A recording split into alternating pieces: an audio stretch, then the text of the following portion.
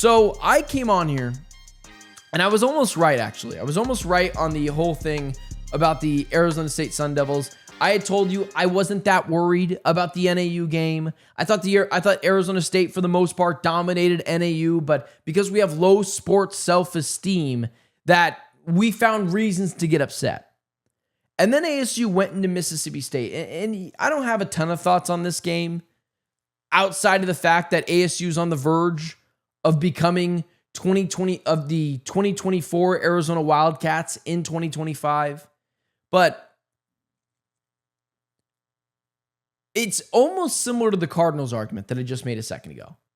Where is the aggressive nature? You fought back from down 17-0. Sam Levitt was awful in this game. You're having a hard time getting the ball to Jordan Tyson. Raleek Brown and Kanye Udo were the only things offensively that you felt really good about. And you run the ball 3 straight times on the 1-yard line. You don't get it. There is a creative factor to this that you kind of had to beat. But more than any than that, like, I'm not upset that Arizona State kicked that field goal. I would have done the same thing. I don't want to Monday morning quarterback it and act like, well, why would you kick the field goal? It's Mississippi State. Nothing about them really scares you. Just don't do anything stupid on the defensive side of the ball. And then what did ASU do? Do something stupid on the defensive side of the ball. I defended Kenny Dillingham when ASU called a cover 0 blitz on 4th down against Texas in the Peach Bowl. I defended him because I said, I appreciate the aggressiveness. You saw a chance to end the game. You knew how good Isaiah Bond and Matthew Golden and Jadon Blue were, multiple NFL guys on that team. You wanted to speed up the clock of Quinn Ewers, who's also an NFL quarterback, and I got it. Like, it was obviously the wrong call, and I probably wouldn't have done it, but I got it. You were trying to be aggressive, and it turned out to be a little reckless. And while everyone else was killing Kenny Dillingham, I came on here and said, it's a part of coaching. This is what happens. You have to learn from your mistakes. But ultimately, at the end of the day, Kenny Dillingham did not learn from his mistakes.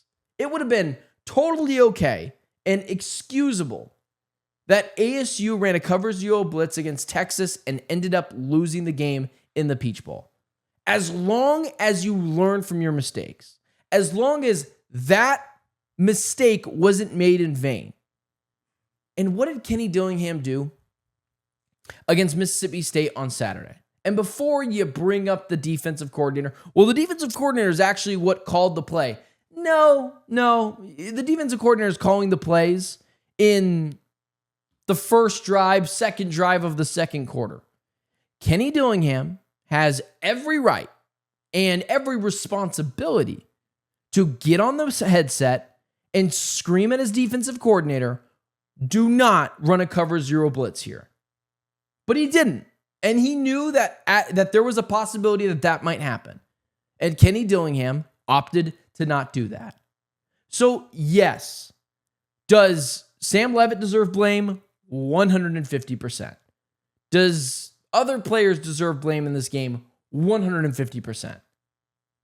Kenny Dillingham shares a large share of blame in this game because ultimately, he did not learn from his mistakes in the Peach Bowl against Texas.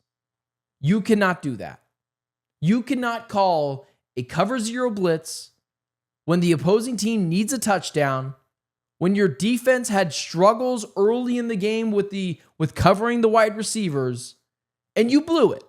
And now you're dropped out of the top 25, and it's okay. Like, we knew ASU wasn't going undefeated, but there were baked in losses or potential losses. You got Baylor, you got Texas Tech. Those are 2 teams that look pretty good right now.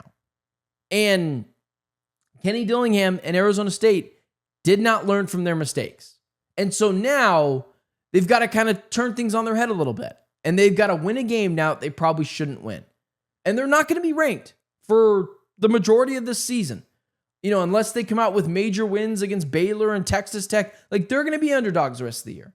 And that might be a good place for them to be. But ASU is also becoming dangerously close to having the same season U of A had in 2024.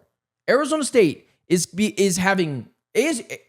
Arizona State is far too close to having a potential 2024 Arizona Wildcats season. The year before that, in 2023, Jedd Fisch, the Arizona Wildcats, they were humming. They had a chance to go to the college football playoff. It was before, things got extended, so they kind of, got pushed out of that. But they went into the Alamo Bowl, and they kicked the tar out of the Oklahoma Sooners. And you felt like the sky was the limit for Arizona football. And then what happened? They fell flat on their face the next year because they thought their chance was last year, when in reality it was 2 seasons ago. And they lost Jedd Fisch, and instead they get Brett Brennan into the fold, and it totally blows up in their face. Arizona State, if they're not careful, is going to end up having the same season the Wildcats did a year earlier, which was you thought your chance to compete was now, but actually you missed the boat last season. So I feel like I'd be lying to you if I said there wasn't a lot of things to fix. So ASU's got a lot of things to fix. Kenny Dillingham needs to learn from his mistakes. And if they're not careful, they're going to end up being the 2024 Arizona Wildcats. So there's that. One really good win this weekend, one really bad loss. And ASU's going to be underdogs all year again. All freaking year. The respect that you thought that they earned, out the window. And that happens with one simple mistake. And ASU was going to win that game, man. So it's crazy.